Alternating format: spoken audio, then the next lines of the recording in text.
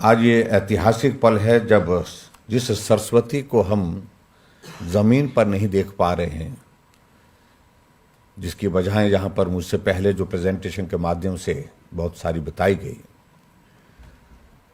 एक पवित्र प्रयास है ये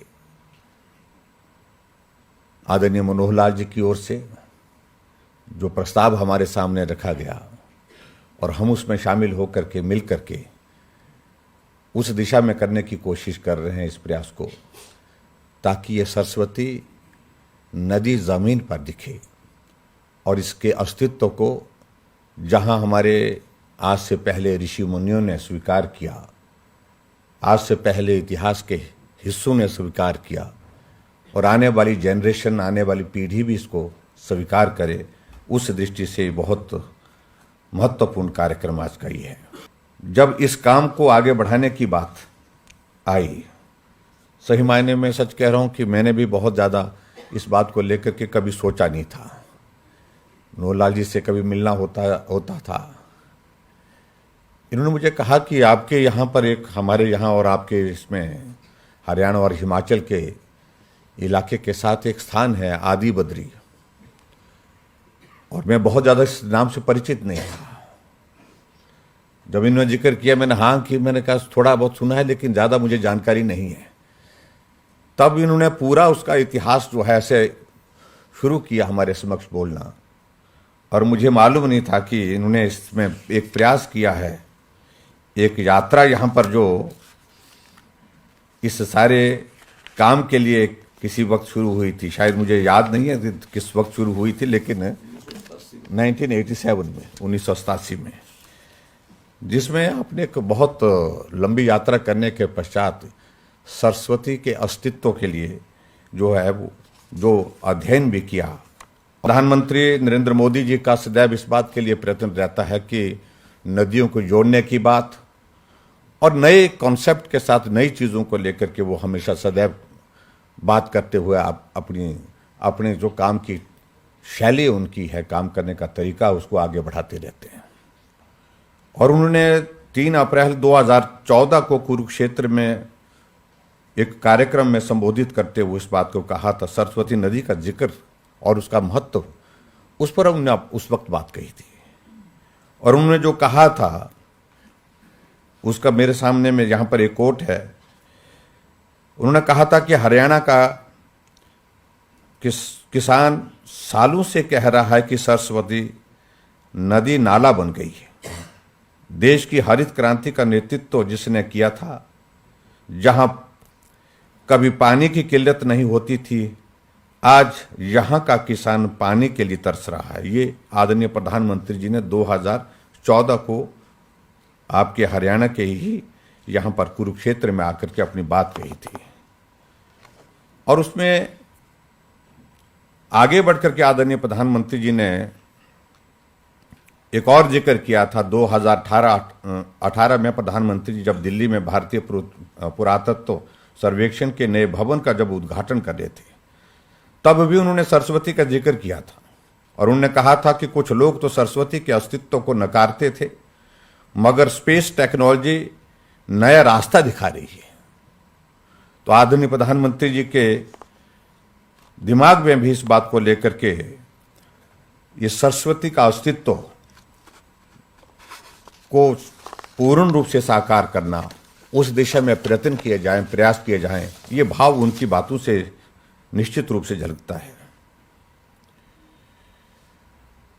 हमें खुशी है कि आदरणीय मनोहर लाल खट्टर जी के प्रयासों से हम इस पुण्य के कार्य में जो सरस्वती नदी को जो है पुनर्जीवित करने के लिए एक प्रयास हो रहा है, उसमें हिमाचल और हरियाणा दोनों मिलकर के उसमें आगे बढ़ कर के काम कर रहे हैं। ये हमारे लिए प्रसन्नता का विषय है। जो ये मान्यता कही जाती है प्रयागराज में कि त्रिवेणी वहाँ है, वहाँ भी गंगा, यमुना और सरस्वती कहा जाता है।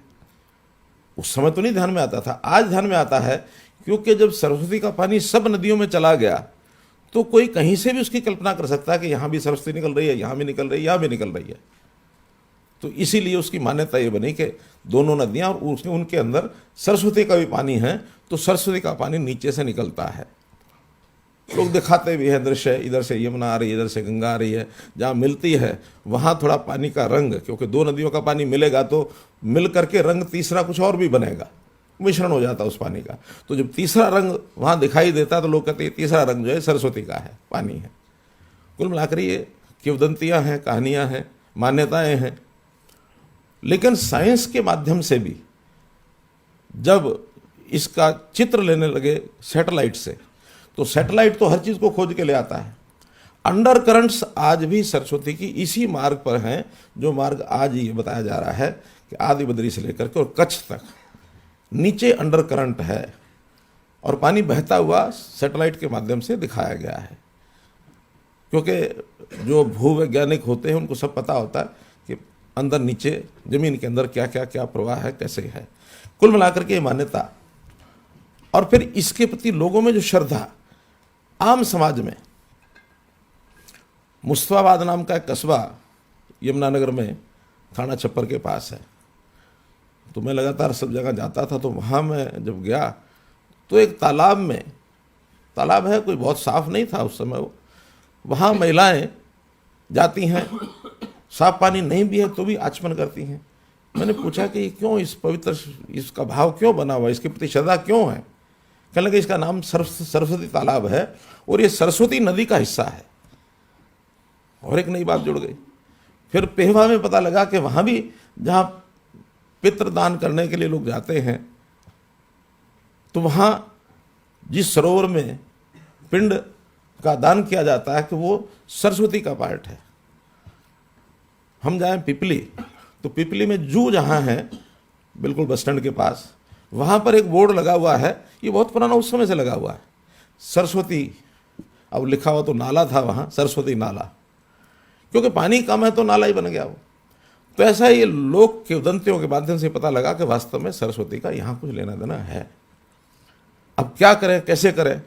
उसमें से विचार आया कि इसमें कोई ना कोई धारा, एक धारा प्रवाह पानी का बनना चाहिए। कैसे बनेगा, कितना बनेगा, उसकी कोई योजना कल्पना नहीं थी। तो यही लगा कि ये जो हमारी शिवालिक की पहाड़ियाँ हैं, इनमें से जो पानी आता है, मुख्य रूप से तो आदि बद्री, दो खोल है वहाँ, मात्र खोल और बेड़ो खोल। उन मात्र खोल और बेड़ो खोल में भी ठीक कहा जयराम जी ने, वो थोड़े आगे हिमाचल में ही चली जाती हैं, और हिमाचल के अंदर भी हम कई किलोमीटर तक घूम के आए। दोनों तरफ पेड़ हैं, बड़े ऊंचे ऊंचे पहाड़ हैं, पानी बहुत थोड़ा है। तो उसमें ये पता लगता है कि जितने ऊंचे पहाड़ ये कटे हुए हैं तो वास्तव में बहुत पानी रहा होगा यहाँ। तो ये विचारा कि यहाँ एक डैम बनाया जाए। तब मैंने, मुख्यमंत्री जयराम जी बने तो उन्होंने कहा कि इस विषय के ऊपर हमें काम करना चाहिए। आज इसका परिणाम निकला, और आज हम लोग जो MOU कर रहे हैं तो वहाँ उस पानी को रोक करके, बहुत बड़ा डैम नहीं है वो, छोटा ही डैम बनेगा अभी, क्योंकि जितना पानी पीछे से आता है उतना ही तो डैम बनाना, उससे ज़्यादा बनाने का लाभ नहीं है। लेकिन कुछ जैसे 60-61 हेक्टेयर मीटर जो है वो हिमाचल के काम आएगा, 160-62 हेक्टेयर 70% तो हरियाणा को पानी मिलेगा।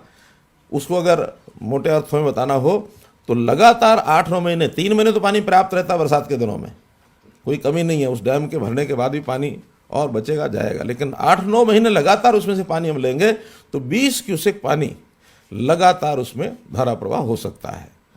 बहुत अधिक नहीं है, लेकिन एक निरंतर प्रवाह अगर बनता है तो उसका एक श्रद्धा का भाव लोगों का जागेगा। और इसको हम निश्चित रूप से आगे, जहाँ तक कैथल है, कैथल तक इसका जो मार्ग है, रेवेन्यू रिकॉर्ड में आज भी सरस्वती का मार्ग लिखा हुआ बहुत जगह पर, उसको निर्बाध करेंगे, उसको धारा प्रवाह करेंगे। और आगे चलकर जो आज की घग्गर है, ये घग्गर नदी, ये ही उसका सरस्वती का रोड यानी कोर्स जो है, रूट कोर्स ये माना जा रहा है। उसके आगे क्या करना होगा देखेंगे, लेकिन वहाँ तक को इसको चलाएंगे ताकि ये एक पूरा कुरुक्षेत्र होगा, तीर्थस्थल बन गया, पेवा है तीर्थस्थल है। ऐसे ही इन स्थानों के ऊपर सरस्वती का जो आदि बद्री का स्थान है, तीर्थस्थल है, इसका विकास होगा, लोगों को मान्यता बनेगी, और एक यानी जिसको कहना चाहिए पर्यटन भी और एक तीर्थस्थल का भ्रमण भी, ये इसमें से बनेगा।